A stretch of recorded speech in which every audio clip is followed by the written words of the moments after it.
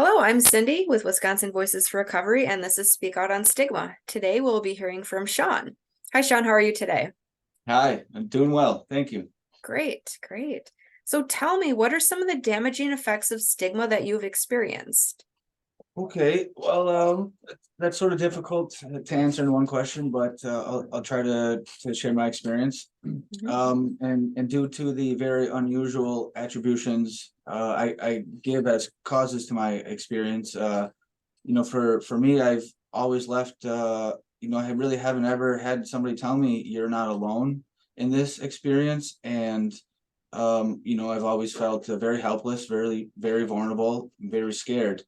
I myself, I'm a peer support specialist, recovery coach, and ECPR community practitioner. I'm also a UW undergrad student pursuing a bachelor's degree in philosophy and a minor in psychology. And the way I see it, stigma has gradually encroached our communities for so long that it's taken root in the foundations of the language we use to communicate. My belief is that public health language has sort of been systemically weaponized to create a premeditated point of reference, which is designed to create so much interference. Any individual attempting to communicate a message to others in their network is set up to fail at every turn. Stigma attacks people's sources of inspiration, information, and vitality. This has made it extremely difficult for me to gather with others for support or protection, and very challenging to intelligently share my insights with others that have the potential to reset narratives and help find a more profound freedom. This is especially true of critical issues in not just our community, but our society that require experience gathered outside of classrooms. Mhm, mhm.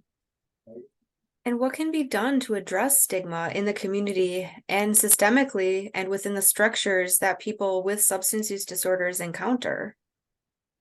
That's a good question. Thank you for asking me. I want to start out by saying this, and I think I should say it slowly so that the mind and soul can understand.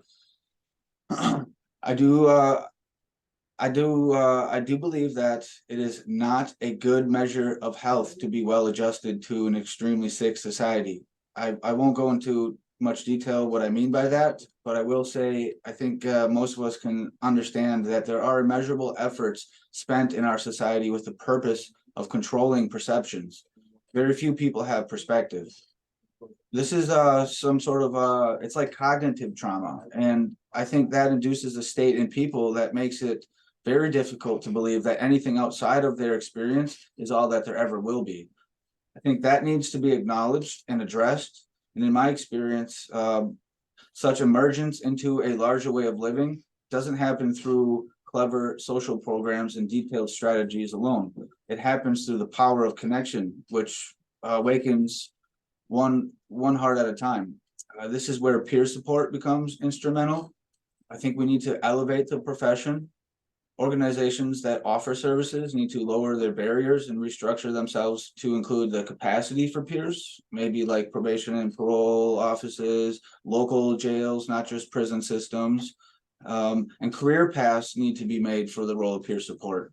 And one of my personal beliefs is too. I really think we need to rewrite the DSM-5. All right. And is there anything else you'd like to add? Just more significance and emphasis on the peer support role, because of my experience, and again, the very unusual attributions I give to the causes of my experience. I haven't really had anybody capable of appreciating or comprehending like what may or may not be in my experience. So that being said, like my work as a peer support has not been in the limelight. It's not been for hire for any organizations. It's just been me recognizing in others that also are alone, mostly people who haven't made it around the tables of recovery yet or into any services.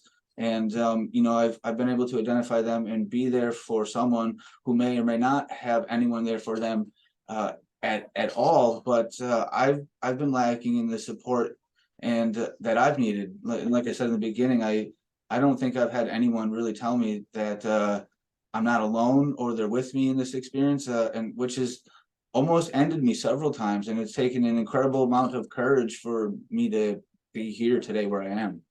Mm-hmm. Mm-hmm. And so just kind of speaking to that impact of stigma and the courage that it takes to get past that or to try to even address that. Mm-hmm. Mm-hmm. Absolutely. Yeah. Well, thank you so much, Sean, for sharing your views on stigma. And thank you to our viewers for watching. Speak Out on Stigma is a forum to raise awareness about the harmful impact of stigma on those in and seeking recovery.